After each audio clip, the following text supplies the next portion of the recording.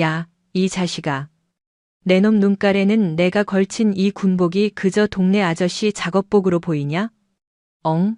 와장창 깨지는 소음과 동시에 소주잔이 바닥으로 곤두박질치며 박살이 났다. 대전 유성구에 위치한 고급 한우 식당의 평화롭던 저녁 시간은 찰나의 순간에 싸늘하게 식어버렸다. 그 소동의 한복판에는 불그락푸르락 달아오른 육군본부 군수참모 과장 최진호 대령이 버티고 있었다. 번들거리는 얼굴에는 기름기가 가득했고 초점 잃은 눈빛은 뱀처럼 음습한 욕심으로 채워져 있었다. 죄송합니다, 손님. 실수로 물을 좀 쏟는 바람에. 알바생으로 보이는 어린 청년이 하얗게 질린 얼굴로 고개를 조아렸다.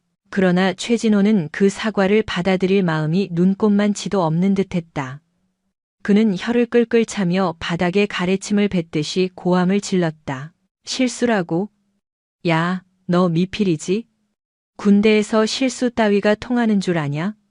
전쟁터에서 탄창 잘못 끼우고 죄송하다고 하면 적군이 오냐 알겠다 하고 살려주냐고. 정신 나간 놈이 감히 대령님 식사 자리에 재수없게 초를 쳐. 최진호의 고함 소리가 식당 안을 요란하게 뒤흔들었다. 주위 손님들이 인상을 쓰며 쳐다봤으나 최진호의 어깨 위에서 번쩍이는 무궁화 3개짜리 계급장을 확인하고는 서둘러 시선을 피했다. 계룡대와 가까운 유성 바닥에서 저 계급장이 어떤 의미인지 모르는 이는 없었다. 그것은 권력 그 자체였으며 건드려봐야 다치는 건 민간인 뿐이라는 무언의 법칙이 통하는 곳이었다. 최진호는 거드름을 피우며 의자 등받이에 몸을 기댔고 맞은편 군수업체 사장에게 턱짓을 보냈다. 박영훈, 봤나? 요새 애들이 이 모양이라니까. 군기가 싹 빠져서. 내 부하셨으면 영창을 수십 번은 보내서 인간 개조를 시켰을 텐데. 아이고, 과장님 말씀이 지당하십니다. 요새 젊은 것들은 헝그리 정신이 부족해요. 고정하십시오. 제가 지배인을 불러서 다시 교육하겠습니다. 박영훈은 비위 좋게 웃어대며 최진호의 빈 술잔에 값비싼 양주를 급히 따랐다. 최진호는 술을 한 입에 털어넣고 입맛을 다시었다. 이번 군수품 입찰건으로 박영훈에게 받은 리베이트만 현금으로 억대가 넘는 상황이었다. 부패한 거래가 오고 가는 이 술판은 그에게 있어 황제의 잔치나 마찬가지였다. 야, 알바. 멍하니 서 있지 말고 가서 새 술잔 가져와. 그리고 사장 나오라 그래. 서비스 육회라도 한 접시 대령해야 내 화가 좀 가라앉을 거 아니냐. 최진호가 킬킬대며 청년의 어깨를 툭툭 건드렸다. 폭력이라 하기엔 약하고 장난이라 하기엔 치욕적인 손길이었다. 청년의 눈시울이 붉어지며 눈물이 고였다. 바로 그때였다. 그만하시죠. 시끄러운 식당의 소음을 뚫고 낮고 서늘한 목소리가 날아들었다. 마치 한겨울 얼음판 아래 흐르는 시냇물처럼 맑으면서도 오싹할 정도로 차가운 목소리였다. 최진호의 미간이 꿈틀했다. 술에 취해 붉어진 얼굴을 돌려 목소리가 들린 쪽을 바라보았다. 식당 구석 기둥 뒤편에 가려져 있던 한 여자가 그곳에 앉아 있었다. 그녀는 진한 남색 등산 잠바를 입고 캡 모자를 깊게 눌러쓴 상태였다. 민낯이었으나 모자책 밑으로 보이는 턱선과 콧날은 칼날처럼 예리했다. 바로 윤지수였다. 대한민국 육군 역사상 최연소 여성 중장. 전설적인 707 특수임무단에서 10년 넘게 복무하며 인간 병기로 단련된 그녀가 막 임무를 끝내고 본부로 복귀하기 직전 꿀맛 같은 휴식을 즐기던 참이었다. 그녀의 테이블 위에는 깨끗이 비운 국밥 그릇과 물컵 하나만 덩그러니 있었다. 최진호는 윤지수를 위아래로 훑어내렸다. 남루한 등산복에 모자를 깊게 눌러써서 얼굴도 잘 안 보이는 여자. 그의 눈에 그녀는 그저 산행 후에 밥이나 먹으러 온 평범한 아줌마나 계룡대 하급 간부의 와이프 정도로만 보일 뿐이었다. 뭐야? 이 아줌마 지금 나보고 떠든 거야?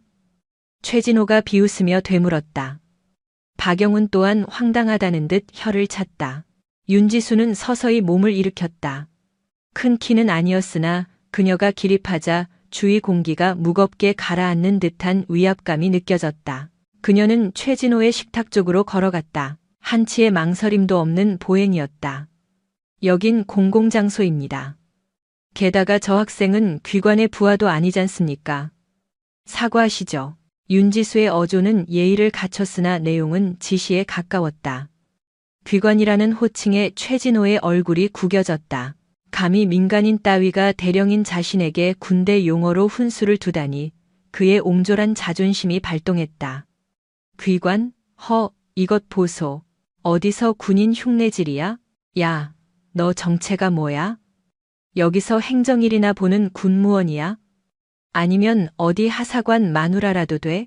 최진호는 자리를 박차고 일어나 윤지수의 코앞까지 들이닥쳤다. 알코올과 고기 냄새가 뒤섞인 구역질 나는 입냄새가 진동했다. 아줌마 집구석에서 밥이나 할 것이지 왜 나와서 나대. 내가 누군지 아냐고? 이 어깨에 무궁화 안 보이냐? 이게 뭐 동네 화단에 핀 꽃인 줄 아나 봐? 최진호는 거만하게 자기 어깨를 손가락으로 툭툭 건드리며 뻐겼다. 하지만 윤지수는 눈 하나 깜짝하지 않고 가만히 서 있었다. 그녀의 시선은 최진호의 눈을 거쳐 불룩한 뱃살과 엉망으로 풀린 정복 단추들을 차갑게 훑고 지나갔다. 707 부대 시절 적의 약점을 간파하던 본능이 저절로 나온 셈이었다. 딱 3초면 충분했다. 마음만 먹으면 최진호의 숨통을 끊어놓기에 충분한 시간이었다. 그러나 지금은 임무 수행 중이 아니었다. 더구나 내일이 되면 저 부패한 인간을 부하로 맞이하게 될 상황이었다. 윤지수의 입술 끝에 알 수 없는 미소가 걸렸다. 조소인 듯 하면서도 연민 같기도 한 야릇한 웃음이었다. 무궁화라. 윤지수가 나지막이 읊조렸다. 그 계급장이 수치스러워하고 있다는 생각은 안 해보셨습니까? 그 말 한마디가 최진호의 퓨즈를 끊어버리기에 좋겠다. 최진호의 안색이 붉다 못해 시커멓게 달아올랐다. 그는 손을 치켜들고 윤지수에게 으름장을 놓았다. 이런 당돌한 년이. 야 관등 성명대. 어디 소속이야? 오늘 내 남편부터 부대장까지 전부 호출해서 박살을 내버릴 거니까. 식당 내부의 사람들은 모두 긴장하며 숨을 죽였다. 박영훈이 말리는 척해봤지만 최진호는 이미 제동장치 없는 기차처럼 날뛰고 있었다. 어디 여편네가 눈을 부릅뜨고 대들어. 야, 웃음냐? 내가 전화기만 들면 헌병대 바로 출동하고 너 따위 사회적으로 끝장내는 건 식은 죽먹기야. 꿇어 당장 무릎 꿇고 싹싹 빌어. 최진호가 고래고래 소리치며 욕을 퍼붓는 동안에도 윤지수는 침묵을 지키며 그를 빤히 쳐다보았다. 그녀의 눈은 겁먹기는커녕 마치 실험용 쥐를 지켜보는 연구원처럼 침착하고 차가웠다. 그녀는 최진호 군복의 명찰을 똑똑히 기억해 두었다. 육군대령 최진호 게다가 군수참모 휘장까지. 윤지수는 서서히 고개를 끄덕였다. 견적은 다 나왔다. 최진호 대령님, 똑똑히 기억하겠습니다. 뭐라고? 기억을 해? 아주 소설을 쓰고 자빠졌네. 그래 잊지 마라. 꿈속에서도 잊지 마. 내가 널 아주 박살을 내버릴 거니까. 최진호가 손가락질을 해대며 비웃었다. 윤지수는 더 상대해줄 가치도 없다는 듯 겁먹은 알바생 쪽으로 발걸음을 옮겼다. 학생, 어디 안 다쳤어요? 네, 예, 멀쩡합니다. 그거 치우지 마요. 저 인간이 치우게 될 테니까. 윤지수는 지갑을 열어 5만 원짜리 2장을 식탁 위에 놓았다. 밥값이에요. 거스름 돈은 학생이 가져요. 오늘 재수 없던 일은 털어버리고요. 그러고는 미련 없이 식당 출구를 향해 걸음을 옮겼다. 최진호는 떠나는 그녀의 뒤통수에 대고 악을 써댔다. 야, 어딜 내빼 도망치는 거냐? 겁먹었어? 내 눈앞에 다시는 나타나지 마. 그땐 진짜 가만 안 둔다. 가게를 나선 윤지수는 싸늘한 밤 공기를 폐부 깊숙이 들이켰다. 밤하늘엔 별들이 가득했다. 내일이면 그녀의 어깨 위에도 저 밤하늘의 별보다 더 빛나는 3개의 별이 달리게 될 예정이었다. 주머니 속 휴대폰이 진동했다. 육군 참모총장 비서실장에게서 온 메시지였다. 윤 장군님, 내일 9시 대회의실에서 지휘관 회의와 취임식이 있습니다. 정복 차림으로 참석 바랍니다. 윤지수는 폰 화면을 끄고 밤하늘을 응시했다. 최진호의 천박하고 구역질 나는 목소리가 귓전에 남았지만 기분은 되려 개운해졌다. 먹잇감을 포착한 맹수의 기분이 과연 이럴까? 최진호 대령. 그녀는 입술을 움직여 그의 이름을 다시금 되뇌었다. 내일 두고 보자고. 누가 무릎을 꿇게 될는지는. 어둠 속 그녀의 눈동자가 서늘한 빛을 뿜었다. 유성거리의 현란한 네온 불빛이 그녀의 등 뒤를 비췄지만 그녀 내면의 거대한 태풍은 누구도 눈치채지 못했다. 내일 육군 본부에 피바람이 몰아칠 거란 사실은 오로지 그녀만이 알고 있었다. 이튿날 아침 충남 계룡시 신도 안면 주변은 짙은 안개에 휩싸여 있었다. 계룡산에서 내려온 습기 찬 공기는 다가올 파란을 예고하듯 무겁고 눅눅했다. 육군 본부 군수참모 집무실. 최진호 대령은 머리가 깨질 것 같은 숙취를 느끼며 의자에 털썩 앉았다. 지난밤 들이킨 양주 때문에 속이 뒤집어질 것 같았다. 그는 책상에 다리를 올리고 삐딱하게 앉아 부하가 가져온 꿀물을 마셨다. 이제야 좀 살 것 같군. 야, 김민지, 넌 물 조절도 못해? 싱거워서 이게 꿀물인지 그냥 물인지 모르겠네. 최진호가 미간을 구기며 컵을 거칠게 내려놓았다. 김민지 대위는 입술을 깨물며 머리를 조아렸다. 죄송합니다. 다시 준비하겠습니다. 관도. 아침부터 재수 온 붓게.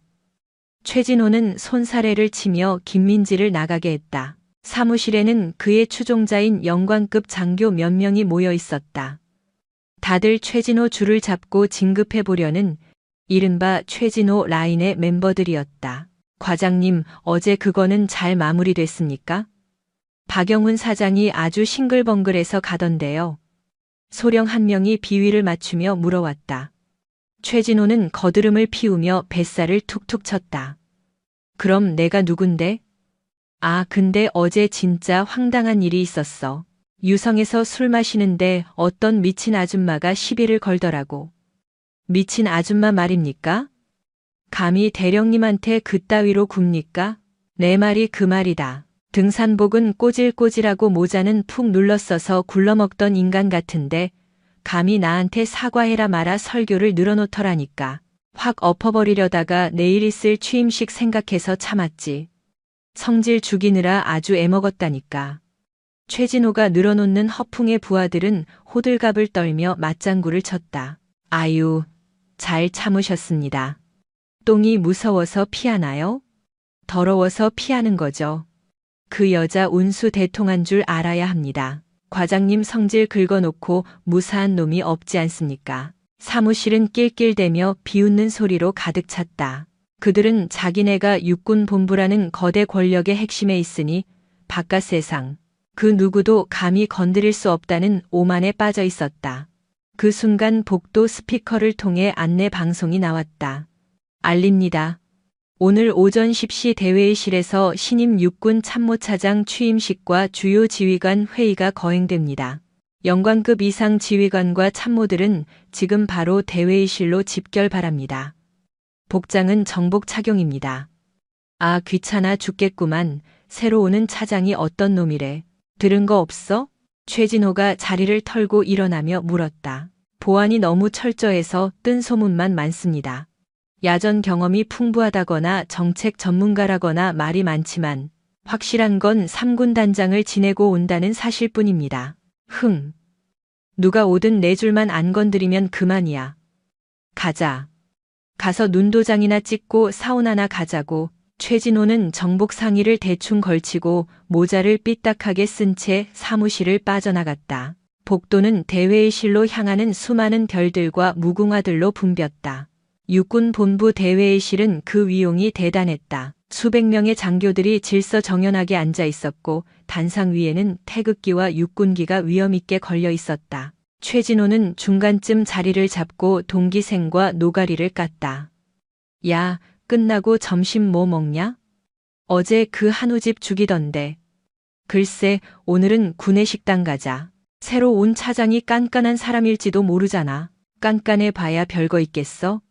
어차피 저녁 전에 잠시 머무는 자리잖아. 적당히 비위만 맞춰주면 알아서 기겠지. 최진호는 껌을 짝짝대며 단상을 응시했다. 사회자가 마이크를 잡고 정돈된 목소리로 알렸다. 지금부터 신임 육군 참모차장 취임식을 거행하겠습니다. 전원 기립해 주십시오. 일제히 의자 끄는 소리와 함께 수백 명의 군인들이 자리에서 일어났고 장내에는 엄숙한 침묵이 흘렀다. 신임 육군 참모차장 민지영 중장님 입장하십니다. 팡파르와 함께 대회의실 뒷문이 활짝 열렸다. 저벅저벅 규칙적이고 힘찬 구두굽 소리가 대리석 바닥을 울리며 퍼져나갔다. 모든 시선이 입구에 집중되었다. 그 순간 최진호의 눈동자가 지진이라도 난 것처럼 심하게 흔들렸다. 들어오는 인물은 다름 아닌 여자였다. 티끌 하나 없이 칼같이 다림질된 짙은 녹색 정복. 가슴에 부착된 수많은 약장은 그녀가 대한민국 군인으로서 겪어온 치열한 전장의 증거였다. 특수전 휘장, 공수 휘장, 707 특임단 시절의 훈장들이 조명을 받아 찬란하게 빛났다. 하지만 최진호를 정말로 경악하게 만든 건 화려한 훈장이 아니었다. 화장기 없는 하얀 얼굴, 베일듯 날카로운 턱선, 그리고 무엇보다 그 서늘하고 차가운 눈빛 때문이었다. 바로 어제였다. 불과 12시간 전 유성구 고깃집에서 미친 아줌마, 계집년이라 부르며 모욕을 줬던 바로 그 여자였다. 등산복 대신 정복을 입었을 뿐 틀림없는 어제 그 여자였다. 그녀의 어깨 견장에 박힌 은색별 3개가 최진호의 시야에 꽉 찼다. 준장이나 소장도 아닌 중장. 군단장급 지휘관이자 육군 서열 손가락 안에 드는 절대 권력자였다. 허억.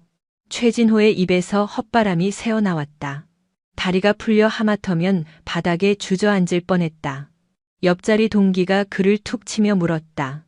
야, 왜 그래? 어디 안 좋냐? 저 여자. 최진호는 손가락 하나 까딱할 수 없었다. 심장이 터질 듯 요동치기 시작했고 등줄기에서 흐른 식은땀이 속옷까지 적셨다. 민지영은 단상 위로 성큼 걸어 올라갔다. 그 걸음걸이는 맹수마냥 우아하면서도 위압감이 넘쳤다. 단상 중앙에 선 그녀는 고개를 천천히 돌려 좌중의 장교들을 훑어보았다. 수백 개의 눈동자 사이에서 그녀의 시선이 정확히 한 곳에 꽂혔다. 바로 최진호가 서 있는 자리였다. 민지영의 입꼬리가 미세하게 비틀렸다. 어제 고깃집에서 지었던 그 의미심장한 미소였다. 그 표정을 본 순간 최진호는 숨이 턱 막혀왔다. 보이지 않는 손이 목덜미를 조여오는 기분이었다. 꿈이야. 이건 악몽이야. 저 여자가 중장이라니 말도 안 돼. 저렇게 젊은 여자가 어떻게. 있을 수 없는 일이야. 최진호는 속으로 절규했다. 그러나 현실은 잔혹하리만치 또렷했다. 민지영이 단상 앞 마이크를 잡았다. 스피커로 그녀의 목소리가 퍼지는 순간 최진호의 세상은 와르르 무너져 내렸다. 충성, 선창과 함께 수백 명의 장교들이 경례를 올렸다. 민지영은 군기가 든 동작으로 경례를 마쳤다. 손을 거둔 그녀는 마이크의 위치를 바로잡았다. 회의장 내부는 거친 숨소리 하나 들리지 않을 정도로 정적에 휩싸였다. 반갑습니다. 이번에 새로 부임한 육군 참모차장 중장 민지영입니다. 어조는 침착했으나 그 속에 서린 기백은 스피커를 뚫을 만큼 강렬했다. 원래는 취임사를 준비했으나 이 자리에 들어서는 찰나의 생각을 고쳐먹었습니다. 종이 위에 허울 좋은 문구들보다는 지금 즉시 이곳에서 해결해야 할 사안이 있다고 생각했기 때문입니다. 장내가 술렁이기 시작했다. 전혀 계획에 없던 돌발 발언이었다. 참모총장을 비롯한 고위 장성들도 흥미를 보이며 민지영을 응시했다. 민지영은 단상 밑을 천천히 둘러보았다. 그녀의 눈길이 머무는 곳마다 장교들은 긴장감에 마른 침을 삼켜야 했다. 이내 그녀의 눈길은 사시나무처럼 바들바들 떨고 있는 최진호에게 고정되었다. 군인의 명예가 무엇이라 생각합니까? 민지영이 질문을 던졌다. 누구도 답변하지 못했다. 지금 우리가 착용한 이 군복은 국민들의 피땀으로 이루어진 옷입니다. 어깨 위의 계급장은 권력을 남용하라는 면허가 아니라 그에 상응하는 무거운 책임을 감당하라는 명예인 것입니다. 하지만 민지영의 목소리가 한층 낮게 깔렸다. 그 가라앉은 목소리는 도리어 더 큼지막한 공포심을 자아냈다. 이곳 육군 본부 내의 계급장을 조폭들의 문신 마냥 생각하는 사람이 있는 듯합니다. 국민을 겁박하고 부하들을 노예처럼 취급하며 사욕을 채우기에 급급한 부패한 자 말입니다. 최진호는 차마 고개를 들지 못했다. 땅이 꺼져서 자신을 삼켜버리기를 간절히 소망했다. 부디 제 이름만은 불리지 않기를. 이 끔찍한 악몽이 어서 끝나기를 빌고 또 빌었다. 그러나 민지영은 관대함을 베푸는 지휘관이 아니었다. 그녀는 적의 숨통을 확실히 끊어야 직성이 풀리는 특수부대 출신이었다. 군수참모 과장 최진호 대령.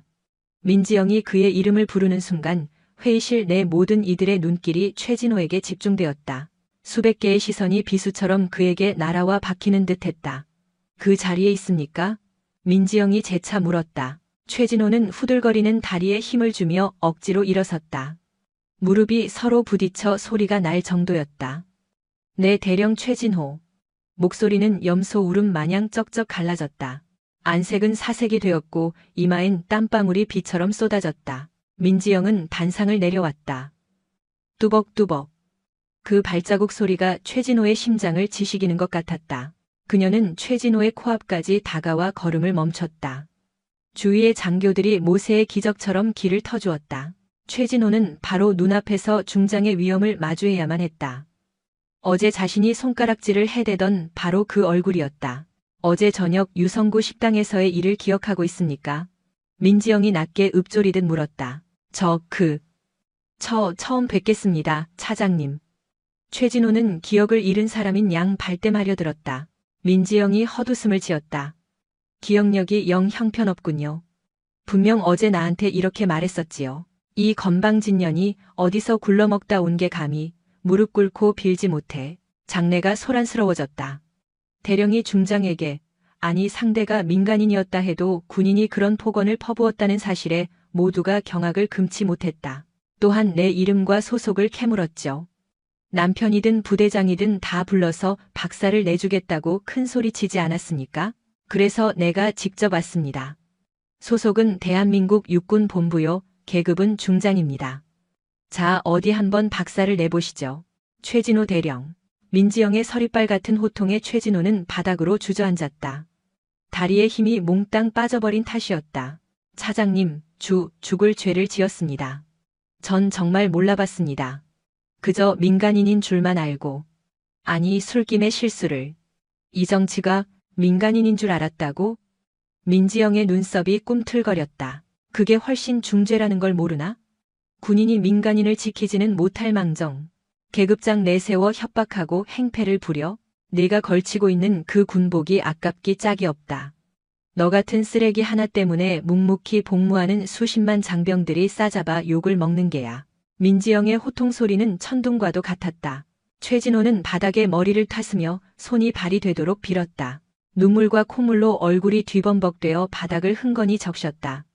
살려만 주십시오. 딱 한 번만 봐주십시오. 제발 용서를. 용서는 피해자가 결정하는 것이다. 어제 너에게 봉변당한 알바생, 그리고 너한테 뇌물을 바치며 기생해 온 업자들. 그들에게 가서 빌도록 해라. 민지영은 뒤를 돌아보며 신호를 보냈다. 그 즉시 회의실 문이 열리며 헌병 완장을 두른 수사관들이 들이닥쳤다. 군수참모 최진호 대령.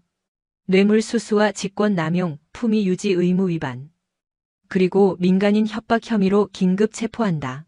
헌병들이 최진호의 양팔을 결박했다. 이거 놓지 못해. 나 대령이야. 최진호란 말이다. 차장님. 최진호는 기를 쓰고 발버둥 쳤으나 건장한 헌병들에게 질질 끌려갈 뿐이었다. 그의 처절한 절규가 회의실 밖으로 멀어질 때까지 민지영은 싸늘한 눈빛으로 그 뒷모습을 응시했다. 최진호가 퇴장한 뒤 민지영은 다시 단상 위로 복귀했다. 어수선한 장내 분위기를 수습하는 데는 긴 설명이 필요치 않았다. 그녀가 굳이 입을 열지 않아도 그 무거운 침묵만으로 모든 의미가 전달되었다. 금일부로 본부 내 만연한 비리를 밑바닥부터 다시 조사할 것입니다. 썩어빠진 환부를 과감히 잘라내야만 비로소 건강한 새살이 돋아날 수 있습니다. 제 눈앞에서 군의 위상을 추락시키는 자가 있다면 계급의 높고 낮음을 떠나 방금 쫓겨난 자와 동일한 처벌을 받게 될 것임을 명심하십시오. 민지영의 서슬퍼런 선언에 회의실 내 장교들은 일제히 자세를 고쳐 잡았다. 그들의 눈에는 경외심과 두려움, 그리고 알 수 없는 카타르시스가 동시에 감돌았다. 이상입니다. 윤지수가 거수경례를 하자 계룡대가 떠나갈 듯한 우렁찬 복명복창이 이어졌다. 충성. 회의를 마친 윤지수가 밖으로 나오자 복도에서 기다리던 최영진 준이가 다가오며 옅은 미소를 머금고 말을 건넸다. 변함없으십니다, 장군님. 마치 707 부대 시절 작전에 돌입하시던 그 강렬한 눈빛을 다시 보는 것 같았습니다. 정말 오랜만이에요, 수송관님. 아직 제대로 시작조차 안 했습니다. 고작해야 쥐새끼 한 마리를 낚아채었을 뿐이니까요. 윤지수는 시선을 창밖으로 돌렸다. 자욱했던 안개가 사라지자 계룡산의 뚜렷한 능선이 모습을 드러냈다. 바야흐로 그녀만의 전쟁이 막을 올린 것이다. 본부 내부에 깊숙이 촐리를 튼 채 도사리고 있는 더 비대하고 추잡한 악당들이 그녀를 기다리는 중이었다. 윤지수는 전투화 끈을 다시금 단단히 묶었다. 최진호가 연행된 직후 본부는 벌집 쑤신 듯 시끄러웠지만 표면적으로는 기이할 정도로 정적만이 감돌았다. 마치 폭풍이 몰아치기 직전의 고요함 같았다. 계룡대 본청 지하 깊숙한 곳의 헌병대 조사실. 낡은 철제 책상과 의자만이 덩그러니 놓인 그 좁은 공간은 눅눅한 곰팡내와 최진호의 식은땀 냄새로 가득 차 있었다. 야, 너희들 내가 누구인 줄 알고 이러는 거야? 내가 입 한번 뻥긋하면 니들 군복 벗기는 건 식은 죽먹기야. 당장 수사과장 불러오고 군단장님 연결해. 최진호는 수갑이 채워진 두 손으로 책상을 거칠게 내리치며 악을 썼다. 빗발선 눈동자와 입가에 맺힌 허연 거품이 그의 흥분 상태를 보여주었다. 그는 여전히 사태 파악을 못하고 있는 눈치였다. 자신이 섬기던 윗분들이 구원의 손길을 내밀 것이라는 부질없는 기대를 하고 있었던 것이다. 바로 그때 육중한 철문이 날카로운 금소금을 내며 열렸다. 하지만 안으로 들어선 사람은 헌병대 수사관이 아니었다. 깔끔한 슈트 차림에 안경 뒤로 뱀처럼 서늘한 눈빛을 감춘 중년의 사내. 그는 다름 아닌 육군본부 법무실장 장태수 준장이었다. 최진호의 얼굴에 단번에 생기가 돌았다. 자, 장군님, 드디어 오셨습니까? 제발 저를 이 지옥 같은 곳에서 좀 빼내 주십시오. 그 미친 여자가 부임하자마자 사람을 개만도 못하게 취급하는데 도대체 이게 말이 되는 상황입니까? 최진호는 지푸라기라도 잡는 심정으로 애원했다. 그러나 장태수는 오물이 묻기라도 한 듯 혐오스런 표정으로 최진호의 손을 내쳤다. 그는 품에서 손수건을 꺼내 손을 닦아내며 여유롭게 의자에 착석했다. 최대령 목소리 좀 낮추시죠. 밖에서 다 듣겠습니다. 지금 목소리 크기가 문제입니까? 너무 억울해서 그럽니다. 제가 대체 무슨 죽을 죄를 지었습니까? 그저 관행대로 조금 챙겼을 뿐인데. 관행이라. 장태수가 비웃음을 흘렸다. 바로 그 관행 탓에 우리 조직 전체가 뿌리째 흔들리고 있습니다. 자네가 저지른 짓을 수습하느라 윗분들의 골머리가 썩고 있단 말입니다. 최진호의 얼굴이 딱딱하게 굳어갔다. 윗분들이라면 설마. 윤지수 차장. 그 여자 정말 만만치 않은 상대더군요. 부임과 동시에 자네 장부부터 파헤치고 있어요. 자네가 박영훈에게 받은 리베이트며 유흥업소 접대 기록까지 전부. 장태수는 몸을 밀착시키며 최진호의 귓가에 은밀히 속삭였다. 심지어 그 검은 돈의 절반이 어디로 상납되었는지 적힌 비망록까지 추적 중이랍니다. 최진호의 눈동자가 격렬하게 요동쳤다. 그 비밀 장부에는 본인의 비리 외에도 군수 참모부장을 비롯해 훨씬 더 높은 지위에 있는 분들의 실명까지 거론되어 있었기 때문이다. 만약 그게 세상에 드러난다면 군 전체가 발칵 뒤집힐 게 뻔했다. 그럴 수는 없습니다. 분명 제 개인 금고 안에 보관. 그러니까 선택을 하세요. 장태수가 말을 가로막았다. 여기서 자네 혼자 모든 걸 덮어쓰고 조용히 전역한다면 적어도 자네 가족들의 안위는 보장해 드리리다. 퇴직금도 챙겨줄 거고 나중에 박영훈을 통해 괜찮은 일자리도 하나 주선해 주겠네. 순간 장태수의 안경알이 서늘하게 빛났다. 허나 끝까지 억울함을 호소하며 물귀신 작전으로 나온다면 자네는 물론 처자식까지 사회적으로 완전히 매장시켜 버리겠습니다. 군인 연금 따위는 꿈도 꾸지 마. 불명예 제대는 기본이고 횡령 혐의로 감옥에서 평생 썩게 만들어줄 테니까. 최진호는 바닥에 힘없이 주저앉았다. 버림받은 폐.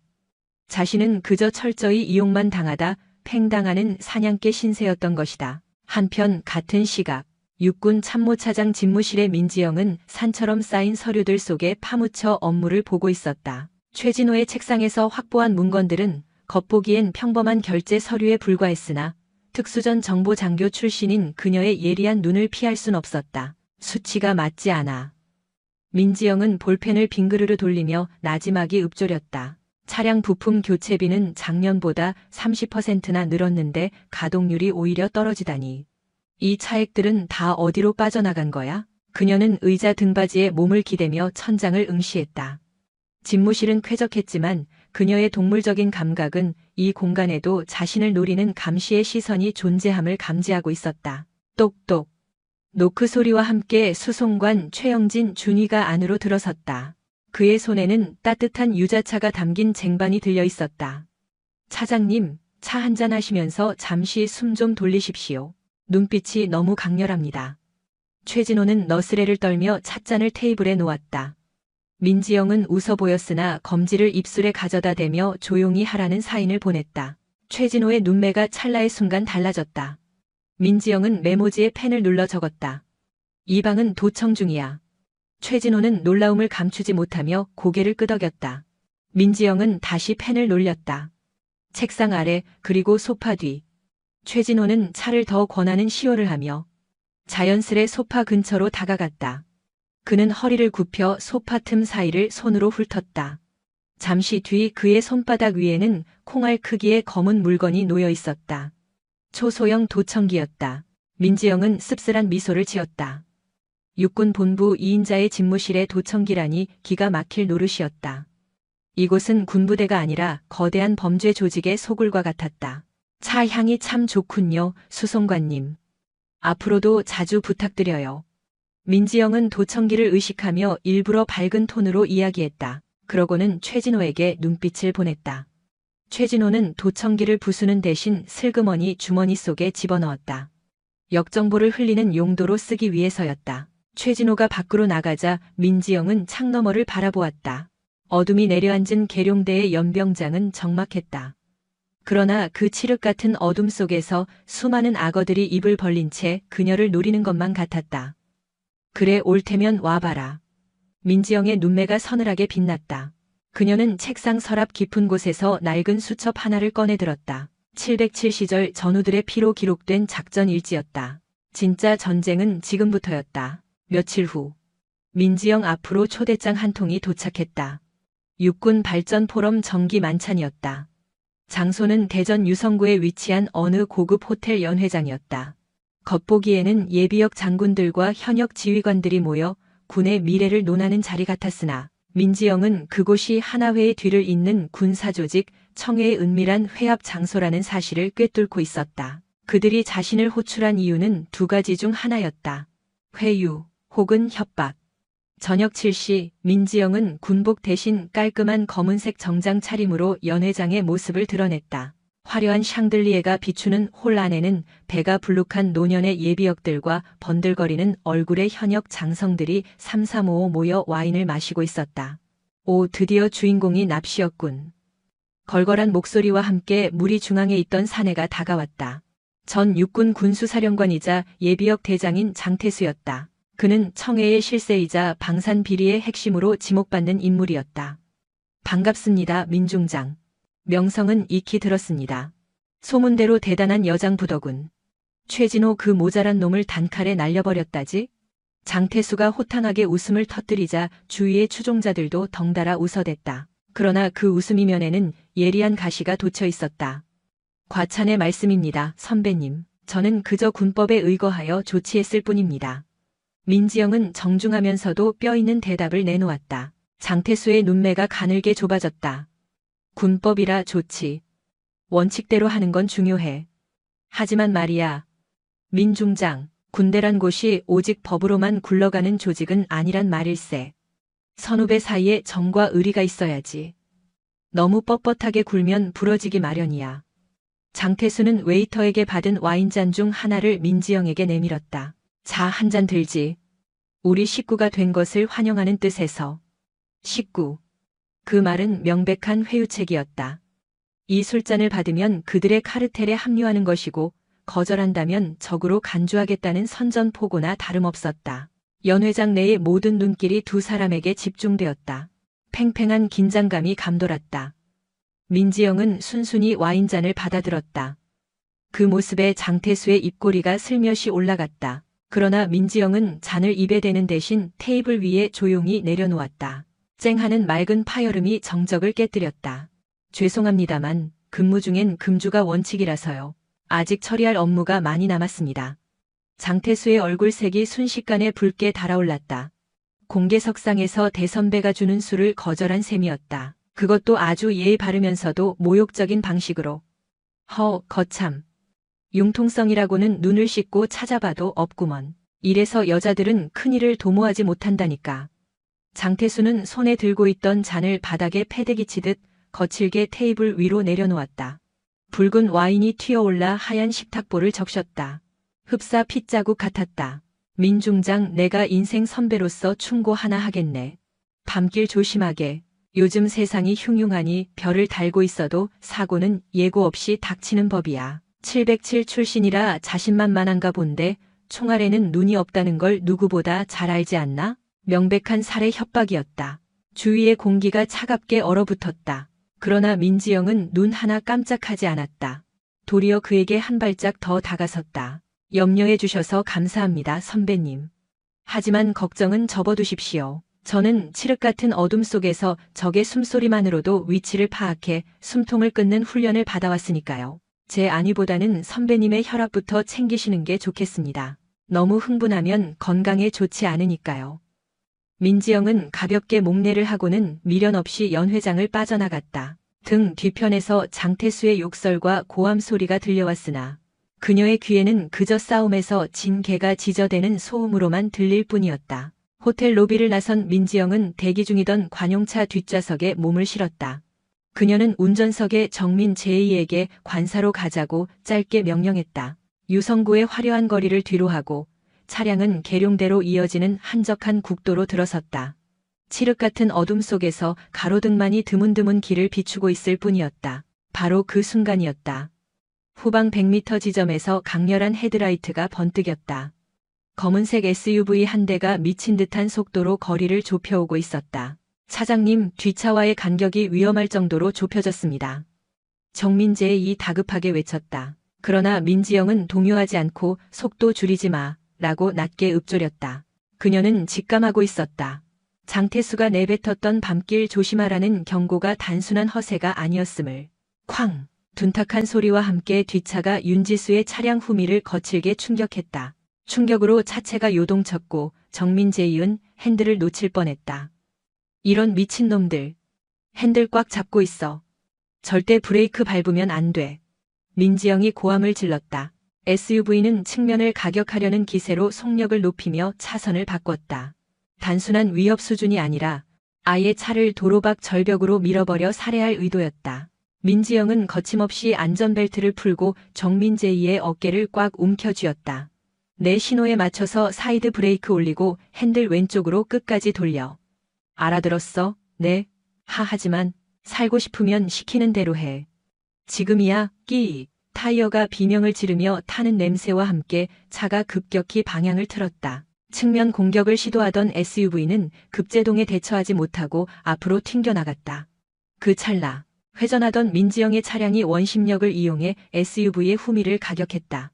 굉음과 함께 중심을 잃은 SUV가 가드레일을 들이받고 처참하게 전복되었다. 파편이 튀고 차체가 찌그러졌다. 민지영의 차 역시 거친 숨을 몰아쉬듯 멈춰섰다. 터진 에어백이 시야를 가렸으나 민지영은 즉시 평정심을 되찾았다. 다친 데 없어? 네, 괜찮습니다. 정민은 재은 사색이 되었으나 다행히 외상은 없어 보였다. 차문을 박차고 나온 민지영의 코끝에 전복된 SUV에서 흘러나온 매캐한 휘발유 냄새가 스쳤다. 그녀는 어둠 속에서 비틀대며 기어 나오는 운전자를 향해 성큼성큼 다가갔다. 피범벅이 된 초이태에 섞는 민지영의 기세에 눌려 뒷걸음질 쳤다. 누구 짓이냐? 민지영의 물음은 한겨울 혹한의 칼바람보다 더 싸늘했다. 불어. 장태수가 시켰나? 초이태성는 대답 대신 품 안으로 손을 뻗어 잭나이프를 꺼내 들었다. 그러나 민지영의 눈에는 그저 조악한 장난감으로 보일 뿐이었다. 퍽. 윤지수의 날카로운 로우킥이 차이태성의 손목을 정확히 가격했다. 칼이 허공으로 튕겨나갔고 곧바로 이어진 묵직한 주먹이 놈의 명치를 파고들었다. 놈은 비명조차 지르지 못하고 바닥으로 고꾸라졌다. 민지영은 쓰러진 놈의 멱살을 우악스럽게 움켜쥐고는 억지로 일으켜 세웠다. 가서 똑바로 전해. 이런 유치한 장난은 안 통한다고. 다음에는 차가 부서지는 걸로 안 끝나. 내 놈들 목이 달아날 줄 알아. 멀리서 경찰차 사이렌 소리가 들려오기 시작했다. 민지영은 손에 묻은 피를 털어내며 화염에 휩싸인 SUV를 응시했다. 이제 돌이킬 수 없는 전면전의 서막이 올랐다. 명백한 암살 시도였던 교통사고는 허무하게도 단순 졸음운전으로 종결되었다. 경찰 수뇌부까지 이미 적들의 검은 손길이 닿아 있었기 때문이다. 민지영은 예상했다는 듯이 침묵했다. 지금 문제를 제기해봤자 꼬리 자르기로 끝날 게 뻔했다. 놈들의 숨통을 끊을 확실한 한 방이 필요해. 집무실 창가에선 민지영이 나직이 중얼거렸다. 장태수와 그 배우를 뿌리 뽑기 위해서는 놈들의 자금줄과 비리 장부 원본을 손에 넣어야만 했다. 최영진 준이가 은밀히 다가와 보고했다. 차장님, 놈들의 거처를 파악했습니다. 유성구 외곽에 위치한 폐공장입니다. 표면적으로는 물류 창고지만 밤이면 고급 세단이 줄지어 드나듭니다. 지하 깊숙한 곳에 놈들의 비밀 금고가 있다는 첩보를 입수했습니다. 경비는 사설 깡패 20여 명, 그리고 입구에는 헌병 출신 경호원들이 배치되어 있습니다. 방어가 꽤 견고합니다. 고작 20명이라. 민지영의 입가에 서늘한 미소가 번졌다. 몸 좀 풀기에 딱 적당하군. 네, 설마 직접 가실 생각입니까? 차장님은 중장이십니다. 지휘관이 직접 현장에 뛰어드는 건 말도 안 됩니다. 최진호가 만류했다. 민지영이 최진호의 말을 단호하게 잘랐다. 법이 무력하면 주먹이라도 써야지. 게다가 이번 작전은 기록에 남지 않는 비공식 임무야. 내 의지로 가는 거니까 토달지 마. 넌 그저 운전만 해주면 돼. 자정이 넘은 시각, 유성구 외곽의 폐공장 지대. 빛 한 점 없는 으슥한 곳에 검은색 승합차가 미끄러지듯 멈춰섰다. 검은색 전술복으로 무장한 민지영과 최영진이 차에서 내렸다. 그 뒤로 민지영이 707 부대 시절 직접 조련했던 정예 예비역 후배 2명이 따랐다. 아군은 넷, 적은 20. 목표물은 지하 1층 금고의 하드디스크와 장부다. 사살은 피하되 저항하면 다시는 못 일어나게 만들어라. 진입.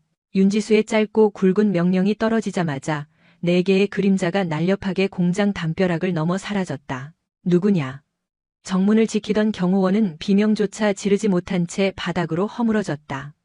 눈 깜짝할 새 접근한 민지영이 경동맥을 제압해 기절시킨 것이다. 일말의 망설임도 없는 깔끔한 동작이었다. 그들은 마치 유령처럼 소리 없이 공장 내부로 스며들었다. 지하로 통하는 계단 입구, 덩치 큰 사내 5이 모여 잡담을 나누며 담배 연기를 내뿜고 있었다. 야, 저것들 뭐야? 놈들 중 하나가 윤지수 일행을 발견하고 고함을 쳤다. 손님이다, 인사해라. 민지영은 차가운 한마디와 함께 총알처럼 튀어나갔다. 허공을 가르는 소리와 함께 윤지수의 발차기가 사내의 턱을 강타했다. 놈은 비명도 지르지 못한 채 나가떨어져 벽에 곤두박질 쳤다. 이 자식 뭐야? 당장 죽여버려. 당황한 기색이 역력한 놈들이 흉기를 치켜들고 일제히 달려들었다. 그러나 707 특임단 내에서도 전설적인 실력자로 통하는 윤지수와 그녀의 팀원들에게 조무래기 건달들은 적수가 될 수 없었다. 최영진이 묵직한 주먹으로 적의 급소를 부수는 사이 윤지수는 유려한 몸놀림으로 공격을 흘려내며 순식간에 놈들의 관절을 제압해 나갔다. 순식간에 상황은 종료되었고 입구 주변은 고통에 몸부림치는 사내들로 넘쳐났다. 윤지수는 헝클어진 머리를 정리하며 짧게 호흡을 가다듬었다. 진입한다. 그녀가 지하 사무실 문을 거칠게 열어 젖히자 돈을 정산하던 관리자들은 기겁하며 자리에서 튀어올랐다. 낯익은 얼굴 하나가 눈에 들어왔다. 최진호에게 뒷돈을 대던 박영훈이었다. 헉. 당신은 윤 차장? 박영훈은 사색이 되어 입을 다물지 못했다.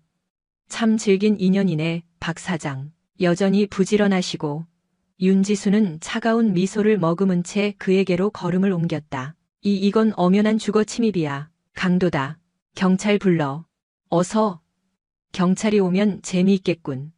육군 참모차장이 조폭 소굴을 급습했는데 그곳에서 군납 비리 증거가 쏟아져 나왔다라. 뉴스 일면 감 아니야? 박영훈의 얼굴이 백지장처럼 변했다. 윤지수는 책상 위 장부를 집어들고 내용을 훑었다. 청우회 자금 운용 내역이라. 딱 걸렸네. 순간 사무실 안쪽에 은밀한 문이 열리더니 곰 같은 덩치의 사내가 모습을 드러냈다. 놈의 손에는 거대한 회칼이 들려 있었다. 이 일대의 해결사 장만수였다. 어디서 굴러먹던 년이 남의 가게에서 지랄이야. 장만수는 살기등등한 눈으로 칼을 허공에 휘저었다. 최진호가 요격하려 했으나 윤지수가 그를 막아섰다. 내가 상대한다. 마침 몸이 찌뿌둥하던 차였어. 윤지수는 재킷을 벗고 소매를 걷어올렸다. 가녀린 팔뚝 위로 혹독한 훈련이 만들어낸 근육들이 선명하게 떠올랐다. 아줌마 지옥을 보여주마. 장만수가 괴성을 내지르며 흉기를 찔러 들어왔다. 단순 무식하지만 파괴력이 실린 일격이었다. 윤지수는 깻잎 한 장 차이로 칼날을 흘려내고는 놈의 품으로 파고들었다. 그녀의 팔꿈치가 정확히 장만수의 인중을 가격하자 뼈가 으스러지는 소리가 울렸다. 놈이 주춤거렸지만 윤지수의 공격은 이어졌다. 그녀는 장만수의 팔을 잡아 비틀고는 니킥으로 복부를 강하게 걷어찼다. 크억! 장만수는 흉기를 놓치며 바닥에 무릎을 꿇었다. 그 거구가 단 3번의 타격에 무력화된 것이다. 윤지수는 놈의 머리채를 거칠게 움켜쥐었다. 칼질은 주방에서 나해. 군인 앞에서 깝치지 말고. 쿵! 그녀가 놈의 머리를 바닥에 매다 꽂자 놈은 그대로 기절했다. 사무실에는 무거운 침묵만이 감돌았고 박영훈은 공포에 질려 실내를 범하며 책상 아래로 숨어들었다. 윤지수는 금고 속의 하드디스크와 기밀 서류들을 확보했다. 이것들은 장태수와 그 배후의 정치인들까지 일망타진할 수 있는 결정적 증거였다. 복귀한다. 그녀는 전리품을 챙겨 유유히 현장을 빠져나왔다. 공장 밖의 새벽 공기는 상쾌했고 달빛 아래 그녀의 볼에 묻은 핏자국이 선명하게 도드라졌다. 자, 이제 판을 키워볼까. 윤지수는 최진호에게 디스크를 건네며 지시했다. 사본 만들어서 언론, 검찰, 그리고 청와대에 쫙 뿌려. 내일 아침이면 온 나라가 뒤집어질 거다. 밤하늘의 별들이 유독 영롱하게 빛났다. 윤지수의 계급장에 박힌 3개의 별보다 더 찬란한 빛이었다. 이튿날 아침 대한민국 전역이 충격에 빠졌다. 7시 뉴스를 진행하는 앵커의 목소리는 흥분으로 떨리고 있었다. 화면 속에는 윤지수가 확보한 이중 장부와 계약서들이 가감없이 보도되고 있었다. 긴급 속보입니다. 육군 본부의 조직적인 군수비리 실태가 담긴 기밀 문건이 폭로되어 큰 파장이 예상됩니다. 문건에는 수년에 걸친 조직적 납품 비리와 횡령, 그리고 그 배후에 있는 사조직 청우회의 만행이 낱낱이 기록되어 있습니다. 검찰은 즉시 특별수사본부를 꾸리고 전방위적인 압수수색에 착수했습니다. 대전 유성구의 호화 저택. 예비역 대장 장태수는 리모컨을 TV를 향해 내던졌다. 요란한 파열음과 함께 화면은 나갔지만 그의 치솟는 화는 가라앉지 않았다. 이 빌어먹을 년이 감히 나를 건드려? 내가 어떤 사람인데. 분노로 인해 장태수의 손끝이 심하게 떨려왔다. 전화벨 소리가 끊임없이 집안을 울렸다. 청우회 소속 의원들부터 방산업체 대표, 그리고 비리에 연루된 장성들까지 쉴 새 없이 전화를 걸어오고 있었다. 여보세요, 김태영 의원. 일이 왜 이따위야? 내가 무조건 막으라고 했잖아. 장태수는 수화기가 터져라 고함을 쳤다. 그러나 돌아오는 대답은 냉랭하기 그지없었다. 장 선배님, 아직도 상황 파악 안 되세요? 이미 엎질러진 물입니다. 증거가 너무 확실하다고요. 그리고 제 이름은 입도 뻥긋 마쇼. 나라도 살아야겠으니까. 뚝 통화가 끊어졌다. 이런 개만도 못한 놈들이. 장태수는 전화기를 벽을 향해 힘껏 집어던졌다. 평생을 호령해온 자신의 제국이 고작 하룻밤 사이에, 그것도 자신이 얕잡아 보았던 젊은 여성 중장 한 명으로 인해 모래성같이 허물어지고 있었다. 같은 시각 육군 본부의 공기는 어제와 판이하게 달랐다. 민지영이 복도를 걸어갈 때면 장교들은 마치 홍해의 기적처럼 길을 터주며 90도로 깍듯하게 경례를 올렸다. 그들의 눈동자엔 공포와 존경심이 혼재되어 있었다. 민지영은 참모 차장실로 발걸음을 옮겼다. 최영진 준이가 화난 표정으로 그녀를 맞았다. 차장님, 상황이 급박합니다. 국방부 장관님께서 전권을 넘기시겠다고 연락해 오셨습니다. 또한 장태수는 현재 출국 금지된 상태입니다. 빠져나갈 구멍은 원천 봉쇄해야지. 윤지수는 의자에 몸을 묻고 따뜻한 커피를 한 모금 들이켰다. 피로가 밀려들었으나 정신력만큼은 어느 때보다 또렷했다. 하지만 아직 끝이 아닙니다. 궁지에 몰린 쥐가 고양이를 무는 법입니다. 장태수는 얌전히 체포될 사람이 아니에요. 보안 경계를 더욱 강화하세요. 알겠습니다. 헌병대 인력을 보강하고 관사 주변 경비를. 바로 그때였다. 최영진 준위의 휴대폰 벨소리가 울렸다. 발신자 정보 없음. 최진호는 의아해하며 통화 버튼을 눌렀다. 누구십니까? 육군 참모 차장실 최영진 준위입니다. 수화기 건너편의 목소리를 듣자 최진호의 얼굴이 차갑게 굳어버렸다. 강 차장 바꿔. 누구냐? 윤지수가 고개를 들어 최진호를 쳐다보았다. 최진호는 하얗게 질린 얼굴로 민지영에게 수화기를 넘겼다. 장태수입니다. 민지영은 차분하게 수화기를 귀에 가져갔다. 민지영입니다. 강 중장, 아니 지수야. 우리 좋게 마무리하자고 했잖아. 왜 일을 이렇게 만드는 거야? 장태수의 목소리는 역겨울 만큼 침착했다. 그 평온함이 도리어 소름을 유발했다. 좋게 마무리할 기회는 어젯밤 호텔에서 이미 드렸습니다. 자수하세요. 그것이 전직 대장으로서 지킬 수 있는 마지막 명예일 겁니다. 명예라. 추슉추. 명예가 밥이라도 먹여주나? 자네가 내 밥그릇을 엎어버렸으니 나도 자네의 가장 소중한 걸 뺏어와야 공평하지 않겠나? 민지영의 미간이 꿈틀거렸다. 무슨 뜻입니까? 네가 끔찍이 아끼는 그 딸. 지금 유치원에 있던가? 이름이 최율이라고 했지? 민지영의 가슴이 철렁 내려앉았다. 그녀에겐 눈에 넣어도 아프지 않을 6살짜리 딸이 하나 있었다. 일찍 남편을 보내고 홀로 키워온 그녀의 유일한 약점이자 건드려선 안 될 영린이었다. 당신, 아이 털끝 하나라도 건드리면 가만 안 둬. 죽이기라도 하겠다고? 이미 늦었어. 내 부하들이 유치원 앞에 대기 중이다. 선택해라. 당장 증거 조작이라고 발표하고 수사를 멈춰. 그리고 홀로 내가 있는 곳으로 와라. 그렇지 않으면 내일 아침 뉴스엔 비리장부 대신 내 딸아이의 부고 소식이 나올 테니. 뚝. 통화가 끊어졌다. 민지영은 수화기를 꽉 움켜잡았다. 플라스틱이 부서지는 파열음이 들렸다. 707 특수부대 시절.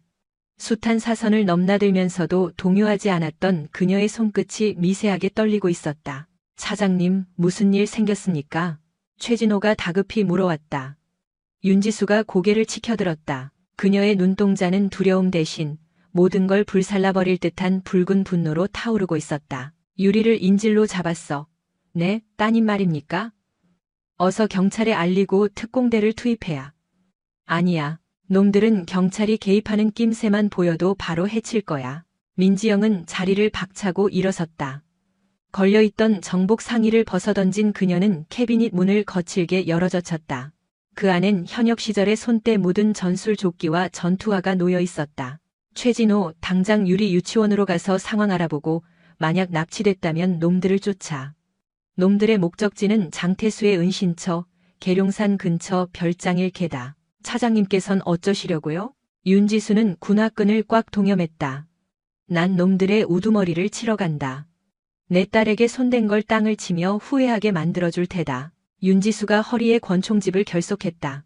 그녀의 등 뒤편으로 섬뜩한 살기가 폭풍우처럼 몰아닥쳤다. 충남 공주시 반포면 계룡산 깊은 곳에 자리한 장태수의 사유별장. 외관은 평범한 주택 같았으나 그 지하는 마치 요새와 같이 개조된 상태였다. 청해의 은밀한 아지트이자 장태수가 마지막 보루로 여겼던 장소였다. 장태수는 거실 소파에 앉아 엽총을 어루만지고 있었다. 그를 호위하듯 사설업체에서 고용한 10여 명의 거구들이 주위에 깔려 있었다. 하나같이 흉기를 든 채 험악한 기운을 내뿜고 있었다. 회장님, 아이를 확보했습니다. 무전기를 통해 보고가 올라왔다. 장태수의 입가에 비열한 미소가 번졌다. 지하 감옥에 쳐넣어.